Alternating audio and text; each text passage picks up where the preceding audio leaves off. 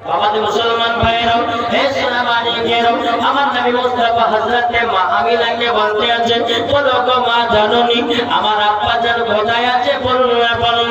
আমার গায়েবের সংবাদদাতা নবী সব জানেন, তবুও দিনার মা কে বলতে আছে জোরে বলেন।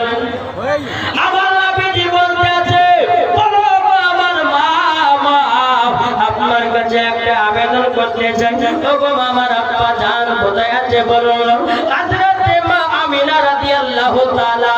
তিনি বলতে আছে, বলো গো বেটা বেটা তুমি যখন আমার গর্ভেতে ছিলে তোমার আব্বা মূল পেশাবে ব্যবস্থা করতে গিয়ে তোমার আব্বার মক্কাতে ফিরে আসলো, তোমার আব্বা জানের কবর হবে মাকামে আবওয়া জায়গা। আমার নবী বলছে, মা আমার আব্বা জানের কবরখানা জিয়ারত করতে যাব। ফিরাউনের সম্মাদ সামানিক রাম হযরত মা আমিনা তিনি বলছো গো আমার বেটা আমি তো একজন মহিলা, আমি তো তোমাকে একা দিয়ে যেতে পারবো না, আমার শ্বশুর আব্বার কাছে একটু ছুটি নিতে হবে। হযরত আব্দুল মুত্তালিব রাদিয়াল্লাহু তাআলা তিনার কাছে গিয়ে বলতে, বলো আব্বা হুজুর আপনার কথা তিনার আব্বা জানের কবরখানা জিয়ারত করতে যাবে, আপনি কি একটু ছুটি দিবেন নাকি? আমার আব্দুল মুত্তালিব রাদিয়াল্লাহু তাআলা তিনি বলছো গো আমিনা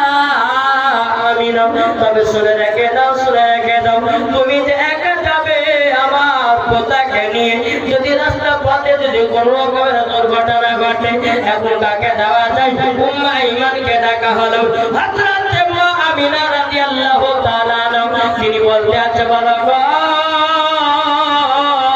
আমার বেটা তবে শোনো গো শোনো, তুমি যখন যাবে বলছে চলো। আব্দুল মুত্তালিব উম্মে আইমানকে বলা হলো, উম্মে আইমান তবে শুনে রেখে দাও, শুনে রেখে দাও, যাও আমার ছোট বৌমা আমিনাকে সোনার মদিনায় নিয়ে যাও। আমার নবী মুস্তাফা আপনার কিনো উটের উপর আপনার চড়বেন, আমার নবী আছেন পেছনে, হযরত মা আমিনা আছে বাবার সামনে।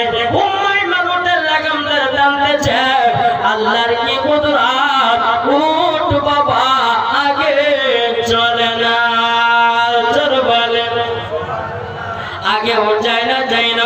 উম্মে আইমান বলতে, বলো গো আমিনা তবে ছোট মুখে বড় কথাটা বলা ঠিক হবে না, তবে আমিনা তবে শুনে রেখে দাও, সেই নবীকে আল্লাহ যদি তৈরি না করতেন আসমান জমিন পাহাড় পর্বত নদী নালা গাছ পালা কোন জিনিসকে তৈরি করতে না।